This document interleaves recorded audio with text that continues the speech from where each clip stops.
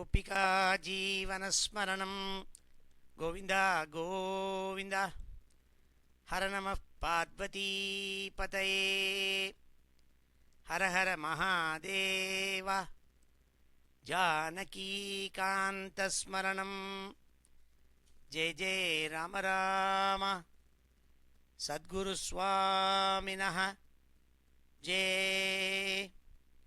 आञ्जनेयस्वामिनः जय शुक्लाम्बरधरं विष्णुं शुक्लाम्बरधरं विष्णुं शुक्लाम्बरधरं विष्णुं शशिवर्णं चतुर्भुजं शशिवर्णं चतुर्भुजं शशिवर्णं चतुर्भुजं प्रसन्नवदनं ध्यायेत् प्रसन्नवदनं ध्यायेत् सर्वविघ्नोपशान्तये सर्वविघ्नोपशान्तये वागीशाद्याः सुमनसः वागीशाद्याः सुमनसः वागीशाद्याः सुमनसः सर्वार्थानाम् उपक्रमे सर्वार्थानाम् उपक्रमे सर्वार्थानाम् उपक्रमे यन्नत्वा कृतकृत्याः स्युः यन्नत्वा कृतकृत्याः स्युः यन्नत्वा कृतकृत्याः स्युः तन्नमामि गजाननं तन्नमामि गजाननं तन्नमामि गजाननं यस्य द्विरदवक्त्राद्याः यस्य द्विरदवक्त्राद्याः यस्य द्विरदवक्त्राद्याः पारिषद्याः परशतं पारिषद्याः परशतं पारिषद्याः परशतं विघ्नं निघ्नन्ति सततं विघ्नं निघ्नन्ति सततं विश्वक्सेनं तमाश्रये विश्वक्सेनं तमाश्रये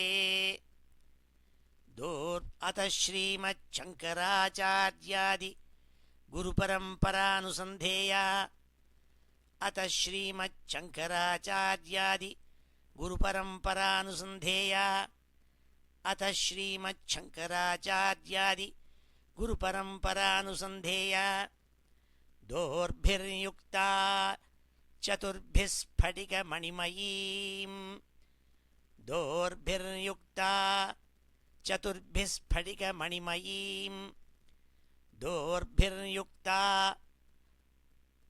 चतुर्भिः स्फटिकमणिमयीं अक्षमालां दधाना अक्षमालां दधाना अक्षमालां दधाना हस्तेनैकेन पद्मं सितमपि च शुकं हस्तेनैकेन पद्मं सितमपि च शुकं हस्तेनैकेन पद्मं सितमपि च शुकं पुस्तकं चापरेण पुस्तकं चापरेण भासाकुन्देन्दु शङ्खस्फटिकमणिनिभा भासाकुन्देन्दु शङ्खस्फटिकमणिनिभा भासाकुन्देन्दु शङ्खस्फटिकमणिनिभा भासमाना समाना भासमाना समाना भासमाना समाना सा मे वाग्देवतेयं सा मे वाग्देवतेयं सा मे वाग्देवतेयं निवसतु वदने सर्वदा सुप्रसन्ना निवसतु वदने सर्वदा सुप्रसन्ना निवसतु वदने सर्वदा सुप्रसन्ना अचतुर्वदनो ब्रह्मा अचतुर्वदनो ब्रह्मा द्विबाहुरपरो हरिः द्विबाहुरपरो हरिः द्विबाहुरपरो हरिः अफाललोचनः शम्भुः अफाललोचनः शम्भुः अफाललोचनः शम्भुः भगवान् बादरायणः भगवान् बादरायणः भगवान् बादरायणः योगीन्द्राय नमस्तस्मै योगीन्द्राय नमस्तस्मै योगीन्द्राय नमस्तस्मै शुकाय ब्रह्मरूपिणे शुकाय ब्रह्मरूपिणे शुकाय ब्रह्मरूपिणे संसारसर्पदष्टं यो संसारसर्पदष्टं यो संसारसर्पदष्टं यो विष्णुरातम् अमूमुचत् विष्णुरातम् अमूमुचत् विष्णुरातम् अमूमुचत् श्रीमद्भागवतं पुराणममलं श्रीमद्भागवतं पुराणममलं श्रीमद्भागवतं पुराणममलं यद्वैष्णवानां प्रियं यद्वैष्णवानां प्रियं यद्वैष्णवानां प्रियं यस्मिन् पारमहंस्यमेतदखिलं यस्मिन् पारमहंस्यमेतदखिलं यस्मिन् पारमहंस्यमेतदखिलं ज्ञानं परं गीयते ज्ञानं परं गीयते ज्ञानं परं गीयते यत्र ज्ञानविरागभक्तिसहितैः यत्र ज्ञानविरागभक्तिसहितैः यत्र ज्ञानविरागभक्तिसहितैः नैष्कर्म्यमाविष्कृतं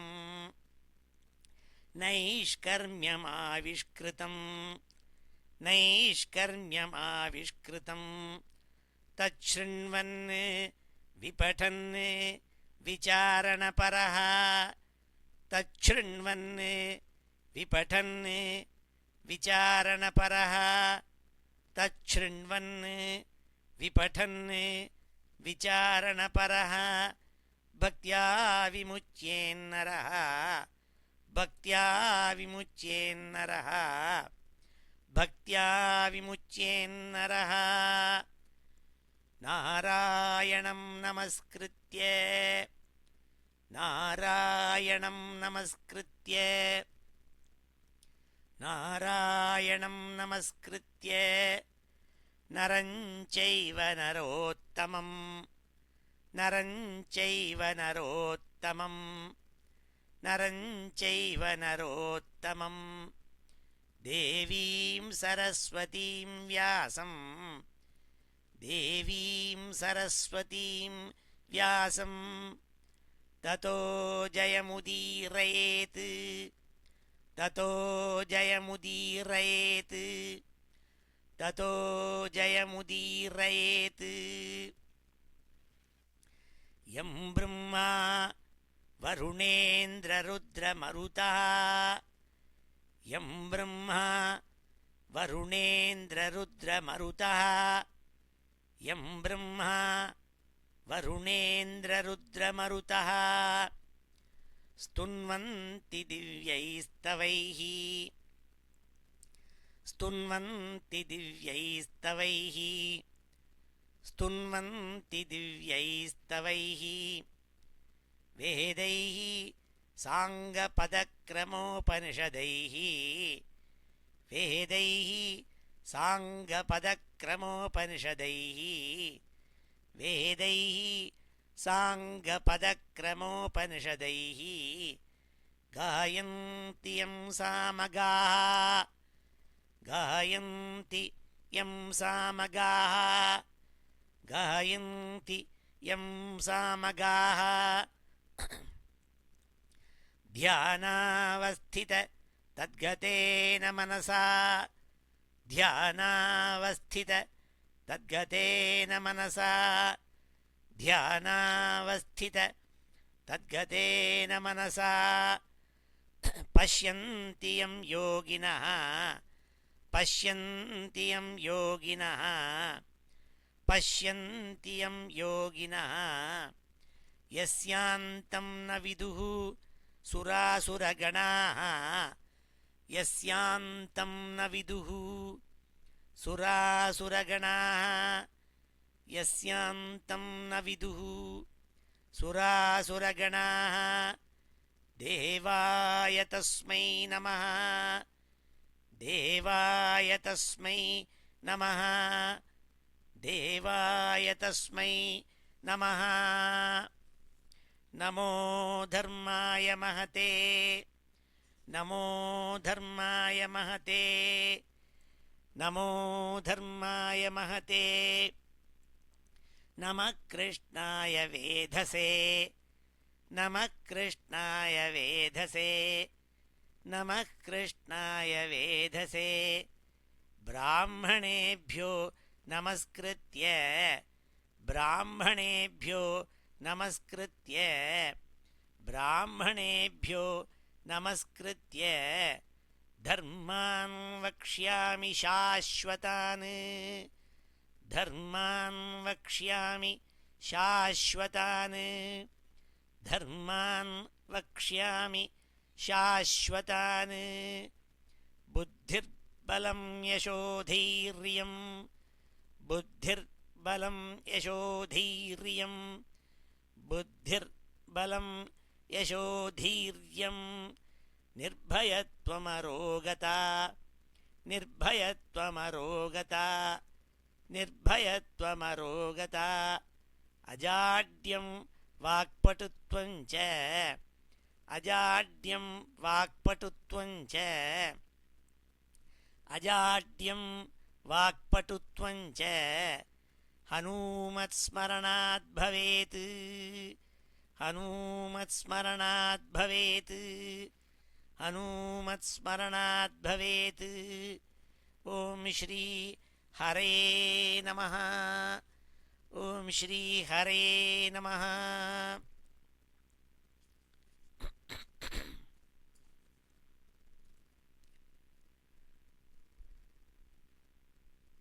இன்றைய தினம் சர்வதாரி வருஷம் உத்தராயணம் கிருஷ்ண சப்தமி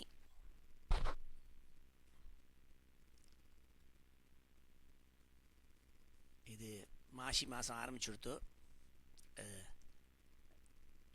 மாசி மகம் நடந்தது சித்த முன்னாடி இன்றைக்கி மாசி மாதம் ஆரம்பிச்சு இது சப்தமி இன்னைக்கு புண்ணிய தினம் இன்னைக்கு ஐ திங்க் இன்னைக்கு சுவாதி நட்சத்திரம் நினைக்கிறேன் இன்றைக்கி சுவாதி ரொம்ப வசத்தியான நட்சத்திரம்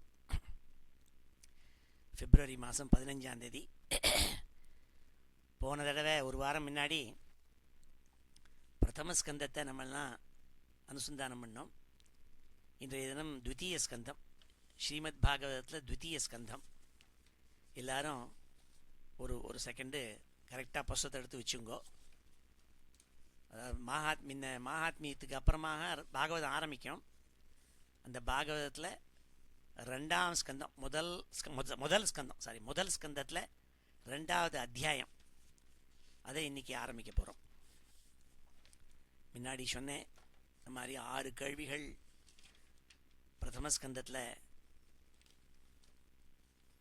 சௌனகாதி மகரிஷிகள் சூத புராணிகர் உக்ரஸ்ரவஸை போய் கேட்டாள்னுட்டு அதுக்கு பதில் சொல்ல போகிறாள். போன அத்தியாயத்தில் ரொம்ப அழகாக கடைசி ஸ்லோகத்தில் கேட்டாள், ब्रूहि योगेश्वरे कृष्णे ब्रह्मण्ये धर्मवर्मणि स्वां काष्ठाम् अधुनोपेते தர்மக்கம் சரணங்கதா அப்படிங்கிறதா கடைசி கேள்வியை கேட்டுட்டு சொன்னாள். பகவானுக்கு பேர் எவ்வளோ அழகாக சொல்கிறார் பாருங்கோ. பகவானுக்கு தர்மவர்மானு பேராம். ப்ரூஹி யோகேஸ்வரே கிருஷ்ணே பிரம்மண்யே தர்மவர்மணி. தர்மவர்மானு பேராம் அவருக்கு. வர்மம்னா ஆர்மர், கவச்சம்னு பேர். சண்டைக்கு போகிறவாள்னா அம்பெல்லாம் மேலே பட்டு காயம் ஏற்படாமல் ஏற்படணுங்கிறதுக்காக கவச்சம் போட்டுப்பாள். அப்படி சுவாமி என்ன பண்ணுறாராம், தர்மம்ங்கிறத கவச்சமாக வச்சுட்டுருக்காராம். அதனால் அவருக்கு தர்மவர்மானு பேர். எவ்வளோ அழகான பேர் பாருங்கோ. கிட்டக்க ஒருத்தரும் அணுக பண்ணாமல் தர்மத்தை கவச்சமாக போட்டுருக்காளாம் கிருஷ்ணர். அதை சொல்கிறார். எவ்வளோ வார்த்தைகளில் கிருஷ்ணன் சுதாமம் வைகுண்டம் போன பிறகு தர்மம் எங்கே போச்சுன்னு கேட்டிருக்கலாம். ஆனால் எவ்வளோ அழகான பதங்கள் எடுத்து சொல்கிறாருங்கிறத எனக்கு டைம் 1.5 மணி நேரம் இருக்கிறதுனால ஒவ்வொரு ஸ்லோகமும் அப்படி அழகாக இருக்குது. கர்ணதாரகாங்கிறார். அதுக்கு முன்னாடி கர்ணதாரம்னா பைலட்னு அர்த்தம். சமீப காலத்தில் ஒரு நல்ல பைலட் இருந்தான்னா எப்படி ஏரோப்ளேன் சுகமாக ஈவன் ஆபத்துலேருந்து காப்பாற்றப்படும் என்பதற்கு ஹட்சன் ரிவரில் கொண்டு இறக்கினாரா இல்லை சல்லி, அவர் நல்ல பைலட்டாக இருக்கத்துண்டு இறக்கிவிட்டார். அதனால தான் அதுக்கு முதல் ஸ்லோகத்தில் சுகாச்சாரியால் அழகான வார்த்தையை கர்ணதார இவாரணவம்னர். கர்ணதாரகானாக்க பைலட்னு அர்த்தம். ஹே கிருஷ்ணா, கலிம் சத்வகரம் பும்சாம் கர்ணதார இவாரணவம். இப்போ ஏற்பட்ட சம்சார சமுத்திரத்தில் எனக்கு ஒரு கேப்டன் சல்லி வேணுமே, அது நீ தான் கர்ணதாரன் நீங்கிறதாக கர்ணதாரங்கிறதா போட்டாள்.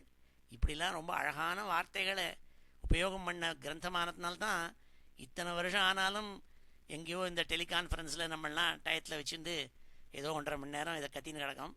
அப்பேற்பட்ட ஒசத்தியான ஸ்ரீமத் பாகவதத்தில் நைமிஷாரண்யத்தில் நடக்கிறதுக்கு 2வது அத்தியாயத்தை நீங்கள்லாம் சொல்லுங்க. இப்போது இப்படி இருக்கிறத முழுக்க நான் ஸ்லோகத்துக்கு ஸ்லோகம் அர்த்தம் சொல்லின்னு இருக்கலாம். அதுதான் எனக்கும் பிடிக்கும். ஆனால் இப்போ முடியல, என்னால் எப்படி இருக்கிறத ஏதோ சொல்லின்னு இருக்கேன். அத த்விதீயோத்தியாய, 2வது அத்தியாயம். அத த்விதீயோத்தியாய வியாசோவாச்ச. எல்லாரும் சேர்ந்து சொல்லலாம். வியாசோவாச்ச வியாசோவாச்ச வியாசோவாச்ச.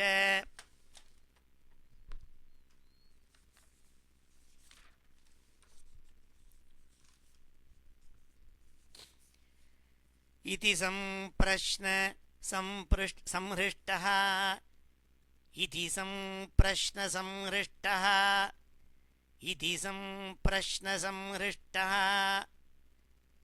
विप्राणां रौमहर्षणिः विप्राणां रौमहर्षणिः विप्राणां रौमहर्षणिः प्रतिपूज्य वचस्तेषां प्रतिपूज्य वचस्तेषां प्रतिपूज्य वचस्तेषां प्रवक्तुमुपचक्रमे प्रवक्तुमुपचक्रमे प्रवक्तुमुपचक्रमे. सूत उवाच सूत उवाच सूत उवाच यं प्रव्रजन्तमनुपेतमपेतकृत्यम् यं प्रव्रजन्तमनुपेतमपेतकृत्यम् यं प्रव्रजन्तमनुपेतमपेतकृत्यम् द्वैपायनो विरहकातर आजुहाव द्वैपायनो विरहकातर आजुहाव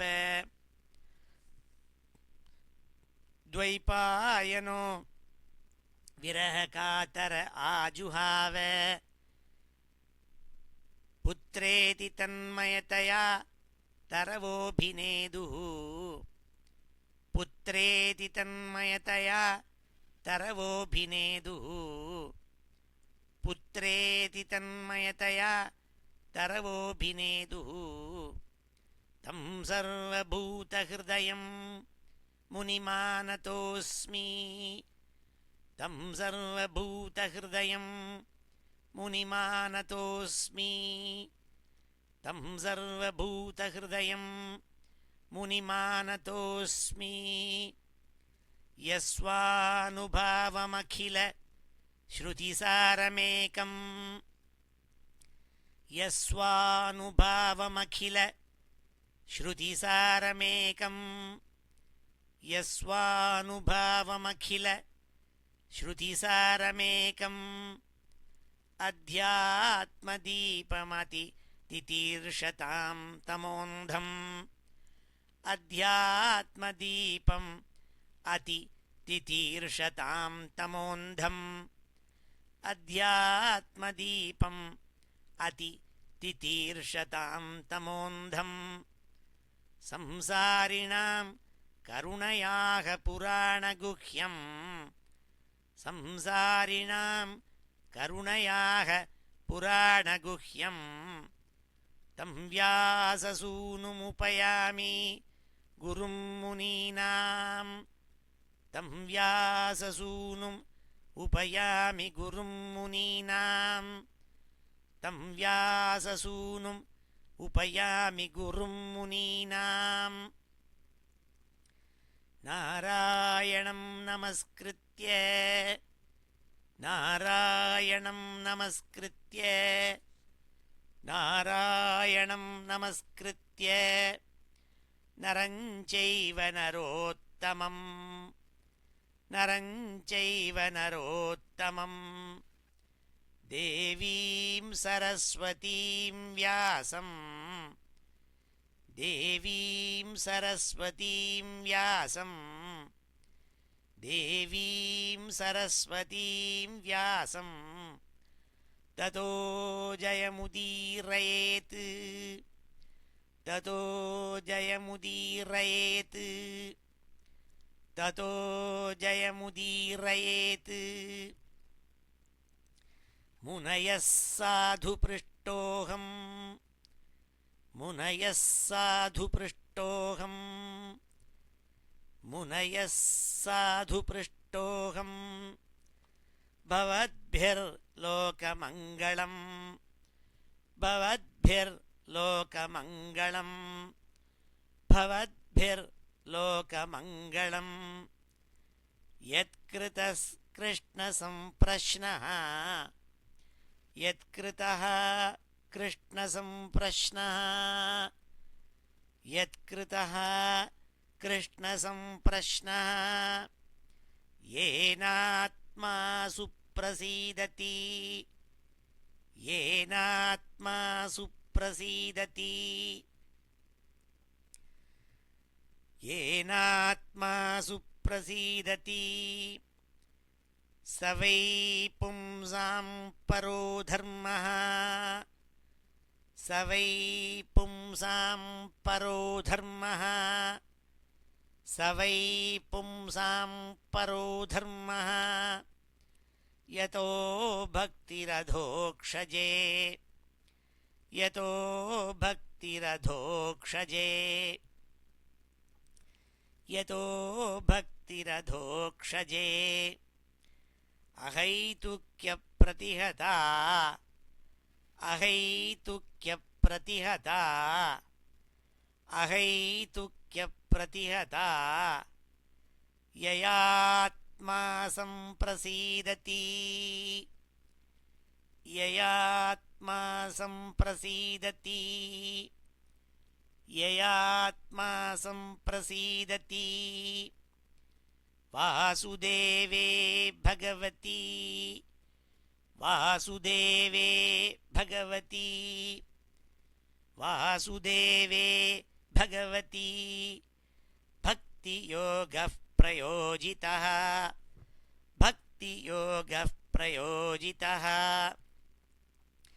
भक्तियोगः प्रयोजितः जनयत्याशु वैराग्यम् जनयत्याशु वैराग्यम् जनयत्याशु वैराग्यम् ज्ञानं च यदहैतुकम् ज्ञानं च यद् अहैतुकम् ಜ್ಞಾನಂ ಚ ಯದಹೈತುಕಂ ಧರ್ಮಸ್ವನುಷ್ಠಿತಃ ಪುಂಸಾಂ ಧರ್ಮಸ್ವನುಷ್ಠಿತಃ ಪುಂಸಾಂ ಧರ್ಮಸ್ವನುಷ್ಠಿತಃ ಪುಂಸಾಂ ವಿಶ್ವಕ್ಸೇನ ಕಥಾಸು ಯಃ ವಿಶ್ವಕ್ಸೇನ ಕಥಾಸು ಯಃ ವಿಶ್ವಕ್ಸೇನ ಕಥಾಸು ಯಃ ನೋತ್ಪಾದಯೇದ್ ರತಿಯತಿಂ ನೋತ್ಪಾದಯೇದ್ ಯದಿ ರತಿಂ ನೋತ್ಪಾದಯೇದ್ ಯದಿ ರತಿಂ ನೋತ್ಪಾದಯೇದ್ ಯದಿ ರತಿಂ ಶ್ರಮಯೇವ ಹಿ ಕೇವಲಂ ಶ್ರಮಯೇವ ಹಿ ಕೇವಲಂ ಶ್ರಮಯೇವ ಹಿ ಕೇವಲಂ ಧರ್ಮಸ್ಯ ಹ್ಯಾಪವರ್ಗಸ್ಯ ಧರ್ಮಸ್ಯ ಹ್ಯಾಪವರ್ಗ್ಯಸ್ಯ ಧರ್ಮಸ್ಯ ಹ್ಯಾಪವರ್ಗ್ಯಸ್ಯ ನಾರ್ಥೋರ್ಥಾಯೋಪಕಲ್ಪತೆ ನಾರ್ಥೋರ್ಥಾಯೋಪಕಲ್ಪತೆ ನಾರ್ಥೋರ್ಥಾಯೋಪಕಲ್ಪತೆ ನಾರ್ಥೋರ್ಥಾಯೋಪಕಲ್ಪತೆ ನಾರ್ಥಸ್ಯ ಧರ್ಮೈಕಾಂತಸ್ಯ ನಾರ್ಥಸ್ಯ ಧರ್ಮೈಕಾಂತಸ್ಯ ಕಾಮೋ ಲಾಭಾಯ ಹಿ ಸ್ಮೃತಃ ಕಾಮೋ ಲಾಭಾಯ ಹಿ ಸ್ಮೃತಃ ಕಾಮೋ ಲಾಭಾಯ ಹಿ ಸ್ಮೃತಃ ಕಾಮಸ್ಯ ನೇಂದ್ರಿಯ ಪ್ರೀತಿಃ ಕಾಮಸ್ಯ ನೇಂದ್ರಿಯ ಪ್ರೀತಿಃ ಕಾಮಸ್ಯ ನೇಂದ್ರಿಯ ಪ್ರೀತಿಃ ಲಾಭೋ ಜೀವೇತ ಯಾವತಾ ಲಾಭೋ ಜೀವೇತ ಯಾವತಾ ಲಾಭೋ ಜೀವೇತ ಯಾವತಾ ಜೀವಸ್ಯ ತತ್ವಜಿಜ್ಞಾಸಾ ಜೀವಸ್ಯ ತತ್ವಜಿಜ್ಞಾಸಾ ಜೀವಸ್ಯ ತತ್ವಜಿಜ್ಞಾಸಾ ನಾರ್ಥೋ ಯಶ್ಚೇಹ ಕರ್ಮಭಿಃ ನಾರ್ಥೋ ಯಶ್ಚೇಹ ಕರ್ಮಭಿಃ ನಾರ್ಥೋ ಯಶ್ಚೇಹ ಕರ್ಮಭಿಃ ವದಂತಿ ತತ್ತತ್ವವಿದಃ ವದಂತಿ ತತ್ತತ್ವವಿದಃ ವದಂತಿ ತತ್ತತ್ವವಿದಃ ತತ್ವಂ ಯಜ್ಞಾನಮದ್ವಯಂ ತತ್ವಂ ಯಜ್ಞಾನಮದ್ವಯಂ ತತ್ವಂ ಯಜ್ಞಾನಮದ್ವಯಂ ಬ್ರಹ್ಮೇತಿ ಪರಮಾತ್ಮೇತಿ ಬ್ರಹ್ಮೇತಿ ಪರಮಾತ್ಮೇತಿ ಬ್ರಹ್ಮೇತಿ ಪರಮಾತ್ಮೇತಿ ಭಗವಾನ್ ಇತಿ ಶಬ್ದ್ಯತೆ ಭಗವಾನ್ ಇತಿ ಶಬ್ದ್ಯತೆ ಭಗವಾನ್ ಇತಿ ಶಬ್ದ್ಯತೆ ತಚ್ಶ್ರದ್ಧಾನಾ ಮುನಯಃ ತಚ್ಶ್ರದ್ಧಾನಾ ಮುನಯಃ ತಚ್ಶ್ರದ್ಧಾನಾ ಮುನಯಃ ಜ್ಞಾನವೈರಾಗ್ಯಯುಕ್ತಯಾ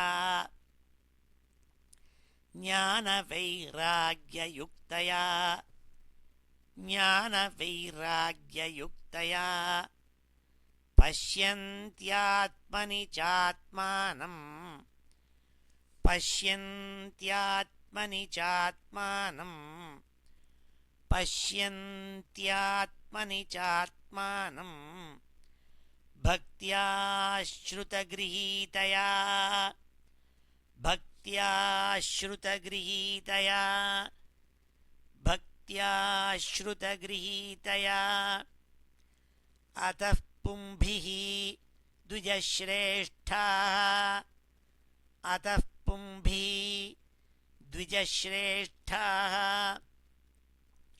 ಅತಃ ಪುಂಭಿಃ ದ್ವಿಜಶ್ರೇಷ್ಠಾಃ ವರ್ಣಾಶ್ರಮವಿಭಾಗಶಃ ವರ್ಣಾಶ್ರಮವಿಭಾಗಶಃ ವರ್ಣಾಶ್ರಮವಿಭಾಗಶಃ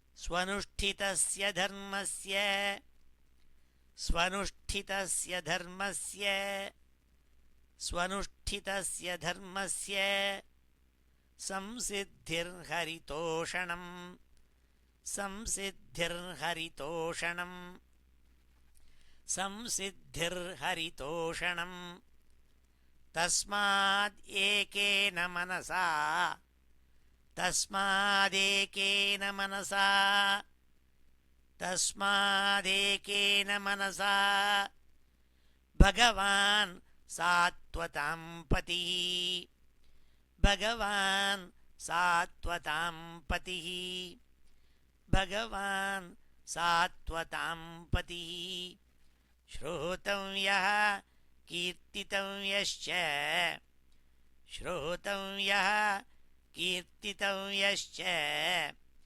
ಶ್ರೋತವ್ಯಃ ಕೀರ್ತಿತವ್ಯಶ್ಚ ಧ್ಯೇಯಃ ಪೂಜ್ಯಶ್ಚ ನಿತ್ಯದಾ ಧ್ಯೇಯಃ ಪೂಜ್ಯಶ್ಚ ನಿತ್ಯದಾ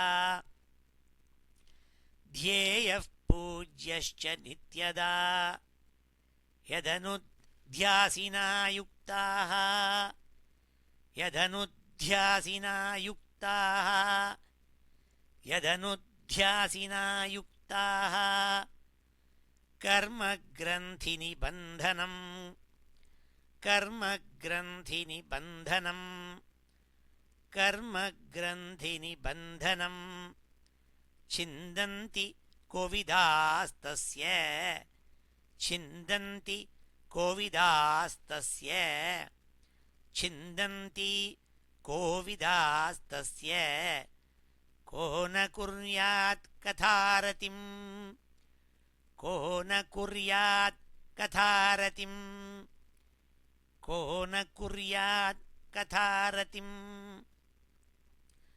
ಶುಶ್ರೂಷೋಃ ಶ್ರದ್ಧಧಾನಸ್ಯ ಶುಶ್ರೂಷೋಃ ಶ್ರದ್ಧಧಾನಸ್ಯ ಶುಶ್ರೂಷೋಃ ಶ್ರದ್ಧಧಾನಸ್ಯ ವಾಸುದೇವ ಕಥಾರುಚಿಃ ವಾಸುದೇವ ಕಥಾರುಚಿಃ ವಾಸುದೇವ ಕಥಾರುಚಿಃ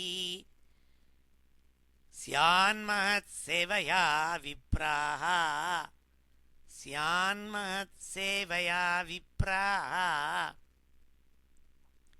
ಸ್ಯಾನ್ಮಹತ್ಸೇವಯಾ ವಿಪ್ರಾಃ ಪುಣ್ಯತೀರ್ಥನಿಷೇವಣಾತ್ ಪುಣ್ಯತೀರ್ಥನಿಷೇವಣಾತ್ ಪುಣ್ಯತೀರ್ಥನಿಷೇವಣಾತ್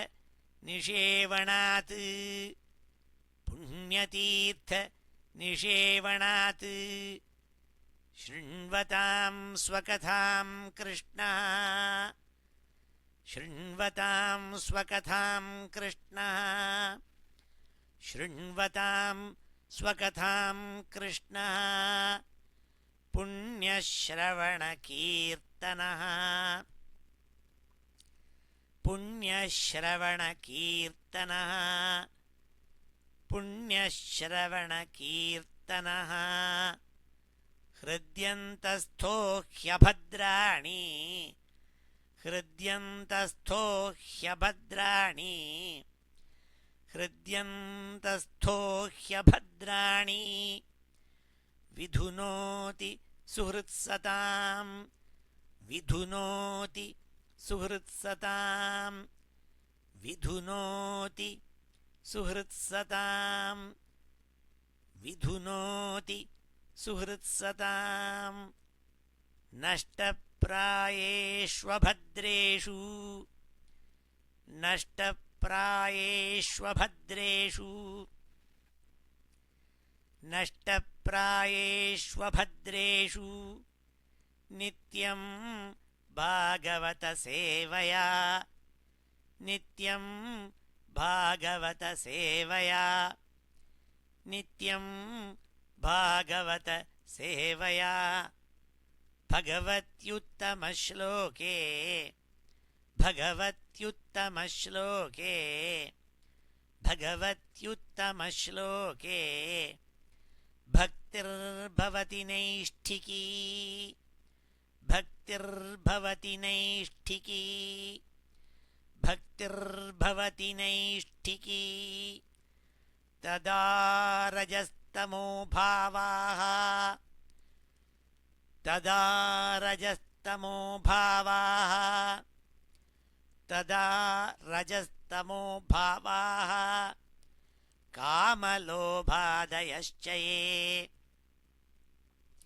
कामलोभादयश्च ये कामलोभादयश्च ये चेतयेतैरनाविद्धम् चेतयेतैरनाविद्धम् चेतयेतैरनाविद्धम् स्थितं सत्त्वे प्रसीदति स्थितं सत्त्वे प्रसीदति स्थितं सत्त्वे प्रसीदति स्थितं सत्त्वे प्रसीदति एवं प्रसन्नमनसः एवं प्रसन्नमनसः एवं प्रसन्नमनसः भगवद्भक्तियोगतः भगवद्भक्तियोगतः भगवद्भक्तियोगतः भगवत्तत्त्वविज्ञानं भगवत्तत्त्वविज्ञानं भगवत्तत्त्वविज्ञानं मुक्तसङ्गस्य जायते मुक्तसङ्गस्य जायते मुक्तसङ्गस्य जायते भिद्यते हृदयग्रन्थिः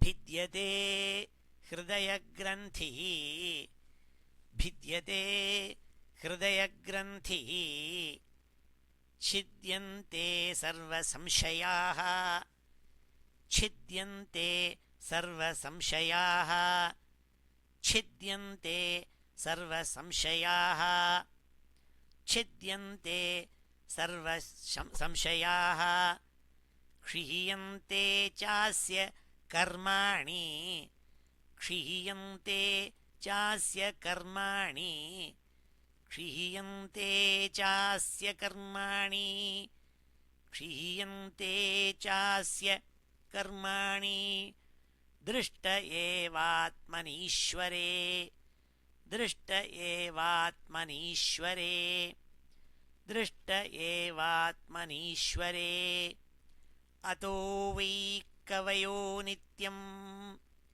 अतो वै कवयो नित्यम् अतो वै कवयो नित्यम् भक्तिं परमया मुदा भक्तिं परमया मुदा भक्तिं परमया मुदा वासुदेवे भगवती वासुदेवे भगवती वासुदेवे भगवती कुर्वन्त्यात्मप्रसादनीं कुर्वन्त्यात्मप्रसादनीं कुर्वन्त्यात्मप्रसादनीं सत्त्वं रजस्तम इति प्रकृतेर्गुणास्तैः सत्त्वं रजस्तम इति प्रकृतेर्गुणास्तैः सत्त्वं रजस्तम इति प्रकृतेर्गुणास्तैः युक्तः परः पुरुष एक इहास्य दत्ते युक्तः परः पुरुष एक इहास्य धत्ते युक्तः परः पुरुष एक इहास्य धत्ते स्थित्यादये हरिविरिञ्चि हरेति संज्ञा स्थित्यादये हरिविरिञ्चि हरेति संज्ञा स्थित्यादये हरिविरिञ्चि हरेति संज्ञा श्रेयांसि तत्र खलु सत्त्वतनो नृणां स्युः श्रेयांसि तत्र खलु सत्त्वतनोर्नृणां स्युः श्रेयांसि तत्र खलु सत्त्वतनो नृणां स्युः पार्थिवात् दारुणो धूमः पार्थिवात् दारुणो धूमः पार्थिवात् दारुणो धूमः तस्माद् अग्निस्त्रयीमयः तस्माद् अग्निस्त्रयीमयः तस्मादग्निस्त्रयीमयः तमसस्तु रजस्तस्मात् तमसस्तु रजस्तस्मात् तमसस्तु रजस्तस्मात् सत्वं यद्ब्रह्मदर्शनं सत्वं यद्ब्रह्मदर्शनं सत्वं यद्ब्रह्मदर्शनं भेजिरे मुनयोधाग्रे भेजिरे मुनयोधाग्रे भेजिरे मुनयोधाग्रे भगवन्तम् अधोक्षजं भगवन्तमधोक्षजं भगवन्तमधोक्षजं सत्वं विशुद्धं क्षेमाय सत्वं विशुद्धं क्षेमाय सत्वं विशुद्धं क्षेमाय कल्पन्ते येनुतानिह कल्पन्ते येनुतानिह कल्पन्ते येनुतानिह मुमुक्षवो घोररूपान् मुमुक्षवो घोररूपान् मुमुक्षवो घोररूपान् मुमुक्षवो घोररूपान् हित्वा भूतपतीनथ हित्वा भूतपतीनथ हित्वा भूतपतीनथ नारायणकलाशान्ताः नारायणकलाशान्ताः नारायणकलाशान्ताः भजन्ति ह्यनसूयवः भजन्ति ह्यनसूयवः भजन्ति ह्यनसूयवः भजन्ति ह्यनसूयवः रजस्तमः प्रकृतयः रजस्तमः प्रकृतयः रजस्तमः प्रकृतयः समशीला भजन्ति वै समशीला भजन्ति वै समशीला भजन्ति वै पितृभूतप्रदेशादीन् पितृभूतप्रदेशादीन् पितृभूतप्रदेशादीन् श्रियैश्वर्यप्रजेप्सवः श्रियैश्वर्यप्रजेप्सवः श्रियैश्वर्यप्रजेप्सवः वासुदेवपरावेदाः वासुदेवपरावेदाः वासुदेवपरावेदाः वासुदेवपरामखाः वासुदेवपरामखाः वासुदेवपरामखाः वासुदेवपरायोगाः वासुदेवपरायोगाः वासुदेवपरायोगाः वासुदेवपरामखाः पराक्रियाः वासुदेवपराः क्रियाः वासुदेवपराः क्रियाः वासुदेवपराः क्रियाः वासुदेवपरं ज्ञानं वासुदेवपरं ज्ञानं वासुदेवपरं ज्ञानं वासुदेवपरं तपः वासुदेवपरं तपः वासुदेवपरं तपः वासुदेवपरो धर्मः वासुदेवपरो धर्मः वासुदेवपरो धर्मः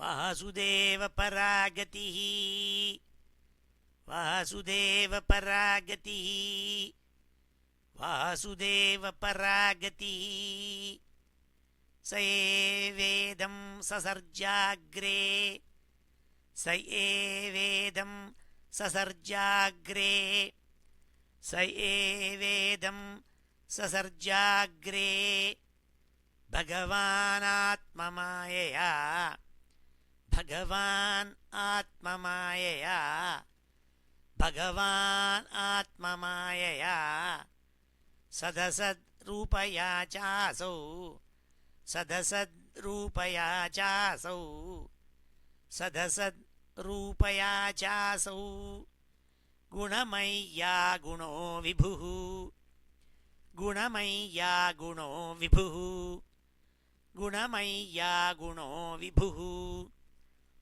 तया विलसितेष्वेषु तया विलसितेष्वेषु तया विलसितेष्वेषु गुणेषु गुणवानिव गुणेषु गुणवानिव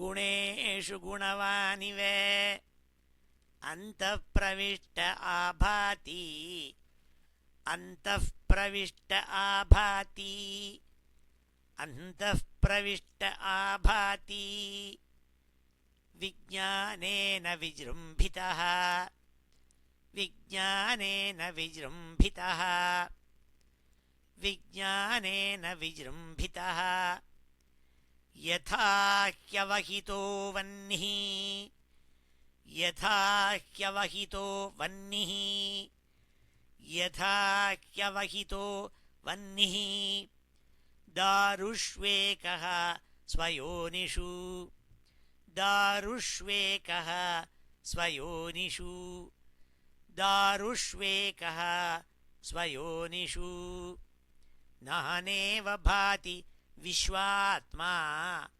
नानेव भाति विश्वात्मा नानेव भाति विश्वात्मा भूतेषु च तथा पुमान् भूतेषु च तथा पुमान् भूतेषु च तथा पुमान् असौ गुणमयैर्भावैः असौ गुणमयैर्भावैः असौ गुणमयैर्भावैः भूतसूक्ष्मेन्द्रियात्मभिः भूतसूक्ष्मेन्द्रियात्मभिः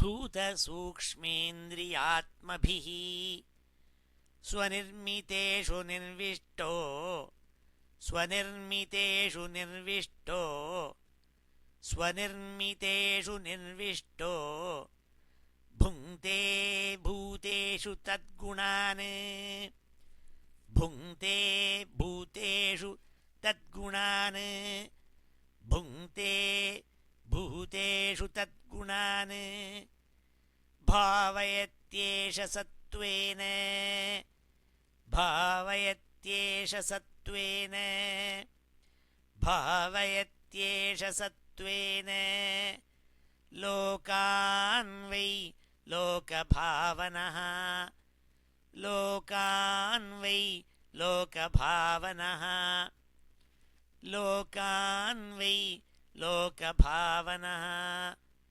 ಲೀಲಾವತಾರಾನುರತೋ ಲೀಲಾವತಾರಾನುರತೋ ಲೀಲಾವತಾರಾನುರತೋ ದೇವತಿರ್ಯಂನರಾದಿಷು ದೇವತಿರ್ಯಂನರಾದಿಷು ದೇವತಿರ್ಯಂನರಾದಿಷು ಓಂ ಶ್ರೀ ಹರೇ ನಮಃ ಇತಿ ಶ್ರೀಮದ್ಭಾಗವತೆ ಮಹಾಪುರಾಣೇ ಪಾರಮಹಂಸ್ಯಾಂ ಸಂಹಿತಾಯಾಂ ಪ್ರಥಮಸ್ಕಂಧೇ ನೈಮಿಷೀಯೋಪಾಖ್ಯಾನೆ द्वितीयोऽध्यायः ஸ்ரீ ஹரே நமஹ. இப்போ எல்லாத்தையும் சேர்த்து ஒரு தடவை நான் சொல்கிறேன், அதன் பிறகு மறுபடியும் நான் ஆன் பண்ணிட்டு உங்களோட பேசுகிறேன். ஓம் அத ஸ்ரீமத் பாகவதே பிரதமஸ்கந்தே द्वितीयोऽध्यायः ஸ்ரீ ஹரே நமஹ. व्यासोवाच इति सम्प्रश्नसंहृष्टः विप्राणां रौमहर्षणिः प्रतिपूज्य वचस्तेषां प्रवक्तुमुपचक्रमे. सूत उवाच यं प्रव्रजन्तमनुपेतमपेतकृत्यं द्वैपायनो विरहकातर आजुहाव. पुत्रेति तन्मयतया तरवोऽभिनेदुः तं सर्वभूतहृदयं मुनिमानतोऽस्मि. यस्वानुभावमखिल श्रुतिसारमेकम् अध्यात्मदीपम् अतितितीर्षतां तमोन्धं संसारिणां करुणयाः पुराणगुह्यम् तं व्याससूनुमुपयामि गुरुं मुनीनां. नारायणं नमस्कृत्य नरं चैव नरोत्तमं देवीं सरस्वतीं व्यासं ततो जयमुदीरयेत्. मुनयः साधुपृष्टोऽहं भवद्भिर्लोकमङ्गलम्. यत्कृतः कृष्णसम्प्रश्नः येनात्मा सुप्रसीदति स वै पुंसां परो धर्मः. यतो भक्तिरधोक्षजे अहैतुक्यप्रतिहता ययात्मा सम्प्रसीदति. वासुदेवे भगवती भक्तियोगः प्रयोजितः जनयत्याशु वैराग्यं ज्ञानं च यदहैतुकम्. धर्मस्वनुष्ठितः पुंसां विश्वक्सेन कथासु यः नोत्पादयेत् यदि रतिं श्रमयेव हि केवलम्. धर्मस्य ह्यापवर्ग्यस्य नार्थोऽर्थायोपकल्पते नार्थस्य धर्मैकान्तस्य कामो लाभाय हि स्मृतः. कामस्य नेन्द्रियप्रीतिः लाभो जीवेत यावता. जीवस्य तत्त्वजिज्ञासा नार्थो यश्चेह कर्मभिः वदन्ति तत्तत्त्वविदः. तत्त्वं यज्ञानमद्वयम् ब्रह्मेति परमात्मेति भगवान् इति शब्द्यते. तच्छ्रद्दधाना मुनयः ज्ञानवैराग्ययुक्तया पश्यन्त्यात्मनि चात्मानं भक्त्या श्रुतगृहीतया. अतः पुंभिः द्विजश्रेष्ठाः वर्णाश्रमविभागशः स्वनुष्ठितस्य धर्मस्य संसिद्धिर्हरितोषणम्. तस्मादेकेन मनसा भगवान् सात्वतां पतिः श्रोतव्यः कीर्तितव्यश्च ध्येयः पूज्यश्च नित्यदा यदनुध्यासिना युक्ताः कर्मग्रन्थिनिबन्धनं छिन्दन्ति कोविदास्तस्य को न कुर्यात् कथारतिम् शुश्रूषोः श्रद्दधानस्य वासुदेवकथारुचिः स्यान्महत्सेवया विप्राः पुण्यतीर्थनिषेवणात् शृण्वतां स्वकथां कृष्णः पुण्यश्रवणकीर्तनः हृद्यन्तस्थो ह्यभद्राणि विधुनोति सुहृत्सतां नष्टप्रायेष्वभद्रेषु नित्यं भागवतसेवया भगवत्युत्तमश्लोके भक्तिर्भवति नैष्ठिकी तदा रजस्तमो भावाः कामलोभादयश्च ये चेतयेतैरनाविद्धं स्थितं सत्त्वे प्रसीदति एवं प्रसन्नमनसः भगवद्भक्तियोगतः भगवत्तत्त्वविज्ञानं मुक्तसङ्गस्य जायते भिद्यते हृदयग्रन्थिः छिद्यन्ते सर्वसंशयाः क्षीयन्ते चास्य कर्माणि दृष्ट एवात्मनीश्वरे अतो वै कवयो नित्यं भक्तिं परमया मुदा वासुदेवे भगवती कुर्वन्त्यात्मप्रसादनीं सत्त्वं रजस्तम इति प्रकृतेर्गुणास्तैः युक्तः परः पुरुष एक इहास्य धत्ते स्थित्यादये हरिविरिञ्चि हरेति संज्ञा श्रेयांसि तत्र खलु सत्त्वतनोर्नृणां स्युः पार्थिवात् दारुणो धूमः तस्मादग्निस्त्रयीमयः तमसस्तु रजस्तस्मात् सत्त्वं यद्ब्रह्मदर्शनम् भिजिरे मुनयोथाग्रे भगवन्तमधोक्षजम् सत्त्वं विशुद्धं क्षेमाय कल्पन्ते येनुतानिह मुमुक्षवे घोररूपान् हित्वा भूतपतीनथा नारायणकलाः शान्ताः भजन्ति ह्यनसूयवः रजस्तमः प्रकृतयः समशीला भजन्ति वै पितृभूतप्रजेशादीन् श्रियैश्वर्यप्रजेप्सवः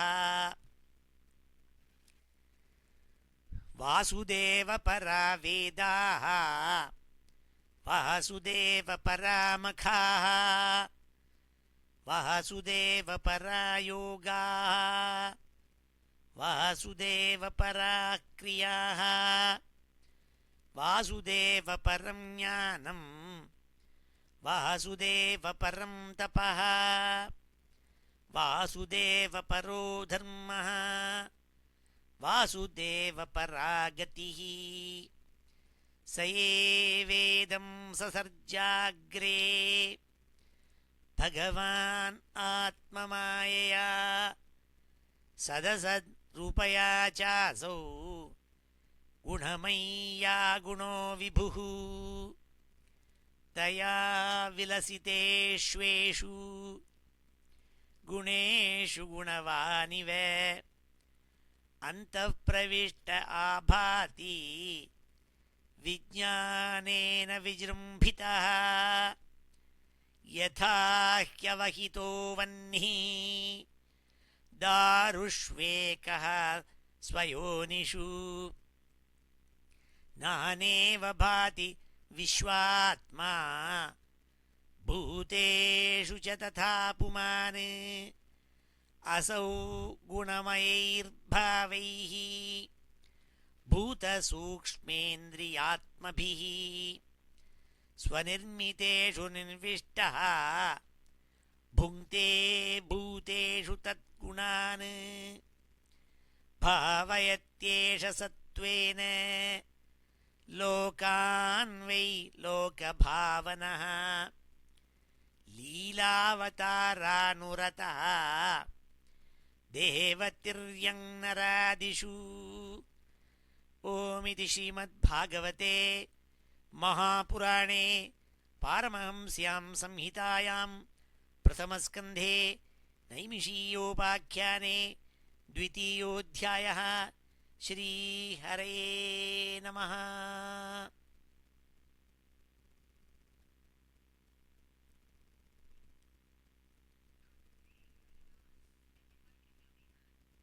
ஹலோ,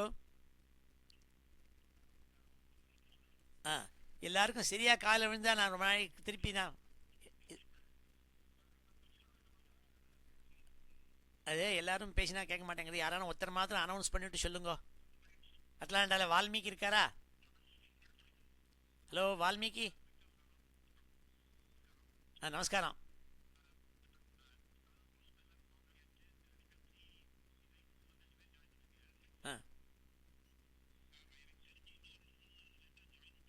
சரி, ஓகே. ஆமாம், அந்த அந்த விஷயம் அந்த இந்த இந்த இந்த இந்த லௌகிக, அதாவது இந்த யாகு குரூப் விஷயமான விஷயங்களெல்லாம் மெயில் மூலமாக பண்ணிப்போம். இப்போ ஜஸ்ட்டு பாகவதம் விஷயமா சொல்கிறேன். மறுபடியும் நான் எல்லாருக்கும் காலை விழுந்ததில் எல்லாருக்கும் நான் இப்போ மறுபடியும் மியூட் பண்ணுறேன்.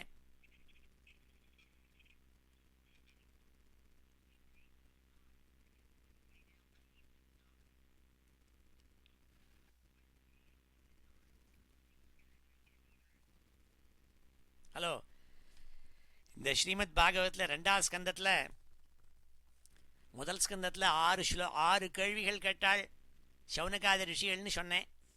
அந்த 6 கேள்விக்கும் பதில் சொல்லியிருக்காள். ஒவ்வொரு விஷயம், ஒவ்வொரு ஸ்லோகமும் ரொம்ப அப்படியே தேவாமிர்தம் மாதிரி இருக்கப்பட்ட ஸ்லோகம். இதில் முக்கியமாக 2 ஸ்லோகங்கள் ஞாபகம் வர்றது எனக்கு. எங்கள் அப்பா, என் பிதாவாள் 1972 டிசம்பர் 4ஆம் தேதி அன்னைக்கு திவங்கதாள், இறந்து போயிட்டார். அப்போது ஆஸ்பத்திரியில் இருக்கிறதே அவர் கடைசியாக மூச்சு விடுற சமயத்தில் இந்த 2 ஸ்லோகம்தான் சொன்னார். வாசுதேவ பரா வேதா, வாசுதேவ பரா மகா, வாசுதேவ பரா யோகா, வாசுதேவ பரா கிரியா, வாசுதேவ பரம் ஞானம், வாசுதேவ பரம் தபா, வாசுதேவ பரோ தர்மோ, வாசுதேவ பரா கதிஹி அப்படிங்கிறதாக நான் இந்த 2 ஸ்லோகத்தை சொல்லிவிட்டு பரமகதி அடைஞ்சாள். அவர் எப்போதும் பாகவத்தை சேவை பண்ணிகிட்டே இருப்பார். பாகவத்தில் 2ஆம் ஸ்கந்தத்தில் சொல்ல போகிறாள். சுகாச்சாரியால் போய் பரீட்சித்து கேள்வி கேட்குறத பரீட்சித்துக்கு பதில் சொல்ல போகிறாள் சுகாச்சாரியால் 2ஆம் ஸ்கந்தத்தில் 2ஆம் அத்தியாயத்தில் சொல்கிறதே முதல் அத்தியாயத்துலேருந்து நினைக்கிறேன் சொல்ல போகிறாள். அப்போது சொல்கிறாள், ஜென்மலாப பரப்பும்சாம் அந்தே நாராயண ஸ்மிருதிங்கிறாள். எல்லாத்துக்கும் ஒரு லட்சியம் உண்டு. அப்போ ஜென்மாவுக்கு லட்சியம் என்னென்னா நாராயண கத்தின்னு சொன்னாள். அதை தான் இங்கே சொல்லிட்டு இருக்காள். இந்த 6 கேள்விகள் கேட்டாள்னு சொன்னேன் சௌனகாதிகள். முதல் கேள்வி, பும்சாம் ஏகாந்தத ஸ்ரேயா தன்னை சம்சித்து மர்ஹசின்னு கேட்டாள். நீங்கள் எல்லாருக்கும் ஸ்ரேயஸை கொடுக்கக்கூடிய விஷயம் என்னன்னு முதல் கேள்வி கேட்டாள். 2வது கேள்வி, அத சாதோ அத்த எத்சாரம், எவ்வளவோ புராணங்கள் இருக்குது, தர்மசாஸ்திரங்கள் இருக்குது, இத்தனையும் நீங்கள் படிச்சிருக்கீங்களே, அதில் எது சாரம், சாரத்தமமான விஷயம் எதுங்கிறத நீங்கள் சொல்லணும்னாள் ரெண்டாவது. மூன்றாவது கேள்வி கேட்டாள், தேவக்கியாம் வசுதேவஸ்ய ஜாத்தோ எஸ்ய சிக்கீருஷியான்னாள். என்னத்துக்காக பகவான் தேவகிக்கும் வசுதேவனுக்கும் கிருஷ்ணனா பிறந்தாள்னு ஒரு கேள்வி கேட்டாள், மூன்றாவது கேள்வி. நான்காவது கேள்வி கேட்டாள், தஸ்ய கர்மாணி உதாராணி பரிகீதானி சூரிபிகி ப்ரூஹி, எங்களுக்கு நீங்கள் லீலையா ததத கலாக, பகவான் கிருஷ்ணர் பண்ணின அவதார லீலைகள் இருக்கே அதெல்லாத்தையும் நீங்கள் சொல்லணும். என்னத்துக்காக அப்படிலாம் பண்ணார்னு சொல்லணும். அந்த கர்மாணி உதாராணி கர்மாணி, அப்பேற்பட்ட வசத்தியான கர்மாக்களை அவள் பண்ணது எதுக்குங்கிறத சொல்லணும்னாள் நாலாவது கேள்வி. அஞ்சாவது கேள்வி கேட்டாள், அதா ஆக்கியாகி ஹரேஹே தீமன்னு அவதார கதா சுபாக, பகவான் பல அவதாரங்கள் எடுத்திருக்காளுங்கிறதா கேள்விப்பட்டோமே, கிருஷ்ணாவதாரத்தோடு கூட இன்னும் பல அவதாரங்கள் பண்ணியிருக்காளாமே சுவாமி, அதெல்லாம் சொல்லணும்னு கேட்டது அஞ்சாவது கேள்வி. ஆறாவது கேள்வி கேட்டாள், அதுதான் சொன்னேன், ப்ரூஹி யோகேஸ்வரே கிருஷ்ணே பிரம்மண்யே தர்மவர்மணி, எந்த பகவான் தர்மத்தை கவச்சமாக போட்டுருக்காளோ அந்த கிருஷ்ண பரமாத்மா ஸ்வாம் காஷ்டாம் அதுனோபேத்தே, எங்கேயோ குஜராத்தில் போய் உட்கார்ந்துருந்து வேடன் காலில் அம்பு அடித்ததாக வியாஜத்தோடு கூட திருப்பி கிருஷ்ணர் ஸ்வதாமேகத்தே, அவர் திருப்பி வைகுண்ட பிராப்தி அடைஞ்ச பிறகு அந்த தர்மம் கவச்சமாக போட்டிருந்த கிருஷ்ணர் கவச்சத்தை கயட்டி வச்சுட்டு போயிருக்காரா, அதையும் எடுத்துன்னு போயிட்டாளான்னு கேள்வி கேட்டாள் ஆறாவது கேள்வி. என்ன அந்த பகவான் யார் தெரியுமா, இந்த கலி இருக்கே அந்த கலிங்கிறது பெரிய சம்சார சாகரம், அது அர்ணவம். அப்படிப்பட்ட சாகரத்தை கடக்கிறதுக்கு எங்களுக்கு ஒரு பைலட் வேணும், கர்ணதாரகனா பைலட்டு. 22வது ஸ்லோகம் முதல் ஸ்கந்தத்தில் சொன்னாள், கலிம் சத்வஹரம் பும்சாம் கர்ணதாரைவர்ணவம், அப்பேற்பட்ட கர்ணதாரனான பைலட்டான கிருஷ்ணர் அவர் பாட்டு கிளம்பி போயிட்டாரே. அப்போது நாங்கள்லாம் ஹட்சன் ரிவரில் கீழே இறக்கணுமே எங்களை, அப்பேற்பட்ட பைலட் ஏதானும் போயிட்டார்னா கவச்சத்தையும் போட்டுன்னு போயிட்டாரா, அந்த கவச்சத்தை இறக்கி வெற்று போனாரான்னு ஆறாவது கேள்வி. அது ஒன்னொன்றுக்கும் பதில் சொல்ல போகிறாள். இந்த 2வது அத்தியாயத்தில் 4 கேள்விகளுக்கு பதில் சொன்னாள் சுகாச்சாரியாள்.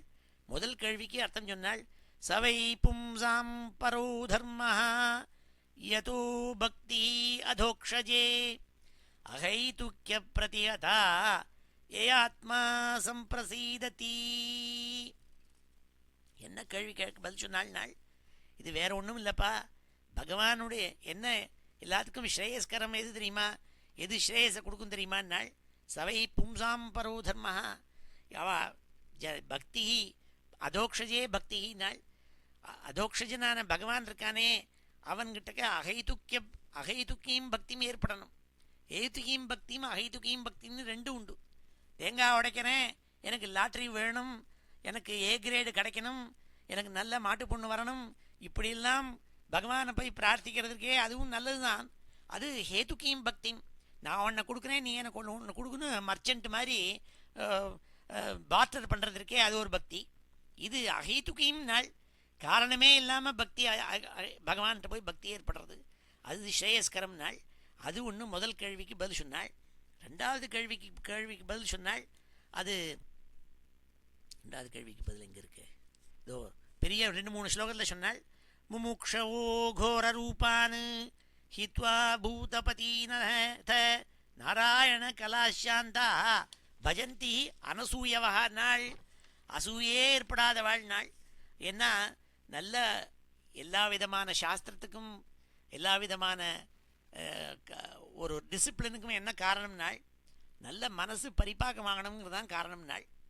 ஏன்னா 40 சம்ஸ்காரங்கள் தர்மசாஸ்திரத்தில் சொல்லியிருக்கு, அதெல்லாம் அனுஷ்டானம் பண்ணணும்னு சொல்லியிருக்குனாக்க அது என்ன காரணம், அதுலேருந்து ஆத்ம குணங்களான 8 குணங்கள் வரணுங்கிறதுக்காக அத்தனையும் சொல்லியிருக்காள். ஆத்ம குணம் வரல, எப்போ பார்த்தாலும் சீருன்னு இருக்கும், கோபம் வர்றது, எல்லாரும் பார்த்தா பொறாமை ஏற்படுறது, இப்படியெல்லாம் இருந்துட்டுருக்கு. ஆனால் சிக்கை வச்சுட்டுருக்கார், வேஷ்டாடை கட்டிக்கிறார், குண்டலமாக பெரிய ருத்ராட்சம் போட்டுருக்கார், தாடி வச்சுட்டுருக்கார், எல்லாம் பிரயோஜனமும் நாள். சிகா யஜ்ஞோபவீதாம் நகாரியம் நாள், அதெல்லாம் ஒன்றும் பிரயோஜனம் இல்லைன்றாள். ஏன்னா அத்தனை சம்ஸ்காரத்துக்கும் ஒரு காரணம் என்னென்னால் நல்ல சமதமாதி குணங்கள் ஆத்ம குணங்கள் வரணும். அனசூயவகா என்ன பதங்கள் போடுறாள் பாருங்கோ, நல்ல அசூயை இல்லாமல் எல்லாரையும் பிரியமாக இருந்துட்டு. ரஜஸ்தமசு 3 குணங்கள் இருக்குது, ரஜஸ்தமஹா பிரகிருத்தையா சத்துவம்னு 3 குணம், சத்வரஜஸ்தம இது பிரகிருத்தையே குணாஸ்திரை 3 குணங்கள் இருக்குது. ஏன்னா பகவான்கிட்ட எல்லாம் இருக்குது, பகவான்கிட்ட இது இல்லைன்னு இருந்தால் அப்போ he becomes a limited God. சுவாமிங்கிற லிமிட்டட் காட் இல்லையே, by definition is all encompassing. அப்போது அவர்கிட்ட நல்லதும் இருக்கும் கெட்டதும் இருக்கும், தர்மமும் இருக்கும் அதர்மமும் இருக்கும், எல்லாம் அவர்கிட்ட தான் இருக்குது. அவர்கிட்ட ஒன்றும் இல்லை, only is a beautiful man, அக்லியே கிடையாது, அக்லினஸ்ஸே கிடையாதுன்னு இருக்குமோ, கிடையாது, எல்லாமே இருக்குது அவர்கிட்ட. எப்படின்னா ஒரு கலர் இருக்குன்னா வெள்ளைன்னு ஒரு கலர் இருக்குது, அது என்ன வெள்ளைங்கிற ஒரு கலரா இல்லை, கண்ணுக்கு இது வெள்ளையாக தோன்றது, ஆனால் அதுக்குள்ளே என்னென்னமோ கலர்லாம் இருக்குது. அதை பிரித்து பார்த்தா ஃபிசிக்ஸில் போய் என்னென்னமோ 7-8 கலர்கள் காட்டுறா, அது எல்லாத்தையும் ஒன்றா சேர்த்தாங்கன்னா வெள்ளையாக படுறது. இந்த மாதிரி பகவான்கிட்ட ரஜஸு தமசு சத்துவம் எல்லாம் சேர்ந்துருக்கு. ஆனால் அதில் பாகுபாடு பிரித்து தமோ குணங்கள் இருந்ததுன்னா ஒன்றும் நடக்க மாட்டேங்கிறது, ரஜஸ் தமஸ் இருந்தால் ஒன்றும் இருக்க மாட்டேங்கிறது. அதனால் சத்துவகுண சம்பந்தனாக போகணுங்கிறதுக்காக பரிசிரமப்படுறதுக்கு தான் இந்த பாகவதாதி புராணங்கள்லாம் ஏற்பட்டிருக்கு. அதான் காரணம். 2வது கேள்விக்கு பதில் சொன்னாள். 3வது கேள்விக்கு எங்கே இருக்குது, அதுக்கு பவதி பாவயேத் ஏழ சத்வேன லோகான்வை லோகபாவனா லீலாவதாரானுரதோ தேவதிரியங் நராதிஷுன்னாள். என்ன காரணத்துக்காக தெரியுமா பகவான் அவதாரம் பண்ணாள்? தேவ திரியங் நர, மனுஷியாள், பாக்கி அனிமல் கிங்டங்கள் இருக்கே, பறவைகள் இறைகள் எல்லாம் இருக்கே, அதுகள் மனுஷியாள் எல்லாரும் க்ஷேமத்தை அடையணும்னு பகவான் லீலா அவதாரங்கள் பண்ணாள். ஏன்னா அந்த கர்மாக்கள் சுவாமி பண்ணத்தை கேட்டாக்க கர்மாணி கர்ம கஷணானி எதூத்தமசியன்னாள். பகவானுடைய கர்மாவை கேட்டால் நம்மளுடைய கர்மாக்கள்லாம் தொலைஞ்சி போகிறதுனாள். ஆனால் எல்லா கர்மாவும் தொலைகிறதும் நாள், பிராரப்த கர்மாவை தவிரனால் வியாக்கியான கர்மா. ஏன்னா பிராரப்த கர்மாவை நீக்க முடியாது, அதை அனுபவிச்சு தான் ஆகணும். அப்பேற்பட்ட வசத்தியான இந்த 2வது ஸ்கந்தத்தை இன்னைக்கு பார்த்தோம். மறுபடியும் நாளைக்கு அடுத்த தடவை 3வது ஸ்கந்தத்துக்கு போவோம். கோபிகா ஜீவனஸ்மரணம் கோவிந்தா கோவிந்தா. நான் என்ன முயற்சி பண்ணுறேன்னா கரெக்டாக 9:15 முடியணுங்கிறதுக்காக முயற்சி பண்ணுறேன். 8 மணிக்கு ஆரம்பித்து 9:15 பல பேருக்கு பல காரியங்கள் இருக்குது, அவ்வளோ கிளம்பி போகன்றிருக்கு. அதனால் இந்த மிஸ்டர் விஸ்வநாதன் ஜிவி ஐயர் அங்கே இந்தியாவில் இருந்தால் கூட இந்தியாவிலேருந்து இதை கேட்டேங்கிறார். இந்த டெலிகான்ஃபரன்ஸு எல்லாருக்கும் உபயோகமாக இருக்குது பாருங்க, எங்கே இருந்தாலும் கேட்குறாள். அவர் பல ஐடியா கொடுத்துருக்காள். அந்த மாதிரி ஐடியாக்கள் எல்லாம் நம்ம இமெயில் மூலமாக கேட்போம். இந்த வால்மீகிக்கு அந்த ஜிவி ஐயரோட லெட்டர் கிடச்சிருக்கும்னு நினைக்கிறேன். ஏன்னா இப்போ நான் என்னென்னலாம் ரெக்கார்டு பண்ணுறேனோ அதெல்லாம் ஒருத்தருக்கு ஒருத்தர் ஷேர் பண்ணிக்கிறதுக்கு ஒரு வழி சொல்லி கொடுத்துருக்கார் அவர். அதெல்லாம் thanks to Mister GV Iyer's and help and also Valmiki, இன்னும் எல்லாருடைய ஹெல்ப்னாலையும் ஒருத்தருக்கு ஒருத்தர் பகிர்ந்துக்கலாம். இதெல்லாம் நான் ரெக்கார்ட் பண்ணி வச்சுருக்கேன், டிஜிட்டல் ஃபார்மேட்டில் MP3 பண்ணி வச்சுருக்கேன். ஆனால் ஒன்லி அனுப்ப முடிய மாட்டேங்கிறது, என்ன சைஸ் ரொம்ப பெருசாக இருக்குங்கிறதுனால. அதுக்கு ஒரு வழி கண்டுபிடிச்சிட்டா இப்போ நான் எது ரெக்கார்டு பண்ணுறேனோ அத்தனையும் அனுப்பிச்சு எல்லாரும் ப்ரிசர்வ் பண்ணி வச்சுக்கலாம், அடிக்கடி கேட்டுக்கலாம். கோபிகா ஜீவனஸ்மரணம் கோவிந்தா கோவிந்தா. இப்போ நான் சமாபன ஸ்லோகம் சொல்லி முடிச்சுக்கிறேன். சமாபன ஸ்லோகத்தையும் எழுதி அனுப்புகிறேன்.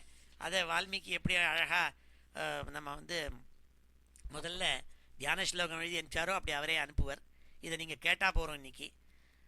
ஸ்வஸ்தி பிரஜாபிய பரிபாலயந்தாம் நியாயேன மார்கேண மஹீம் மஹீஷாஹ கோப்ராஹ்மணேபிய சுபமஸ்து நித்யம் லோகாः சமஸ்தாः சுகினோ பவந்து காலே வர்ஷது பர்ஜன்யः பிருத்திவி சஸ்யசாலினி தேசோயம் க்ஷோபரஹிதः பிராமணாः சந்து நிர்பயாः மங்களம் யாதவேந்திராய மகனீய குணாப்தயே வசுதேவ தனூஜாய வாசுதேவாய மங்களம் வேத வேதாந்த வேத்யாய மேகஷ்யாமளமூர்த்தயே பும்சாம் மோகனரூபாய புண்ணியஸ்லோகாய மங்களம்.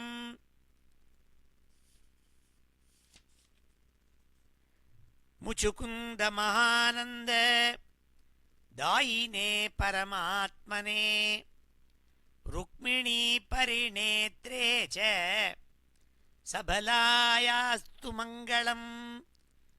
द्वारकापुरवासाय हारनूपुरधारिणे सत्यभामासमेताय नरकघ्नाय मङ्गलम् चैद्यतेजोपहर्त्रे च पाण्डवप्रियकारिणे कुचेलाय महाभाग्य दायिने तेस्तु मङ्गलम् देव्यष्टकसमेताय पुत्रपौत्रयुताय च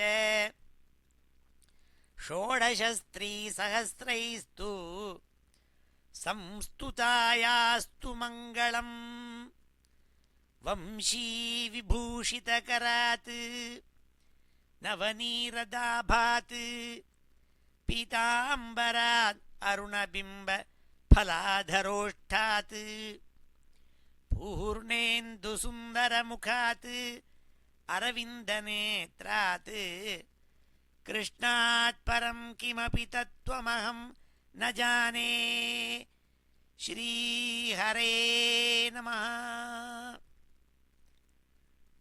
गोपिका जीवनस्मरणं गोविन्द गोविन्द।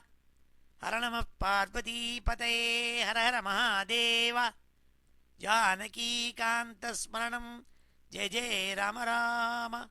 सद्गुरुस्वामिनः जय। வால்மீகி மாத்திரம் அப்புறம் என்னை கூப்பிடுங்க நீங்கள் தயவுசெய்து. தேங்க்யூ. எல்லாரும் ஒரு இமெயில் அனுப்புங்க with your phone number. Thank you.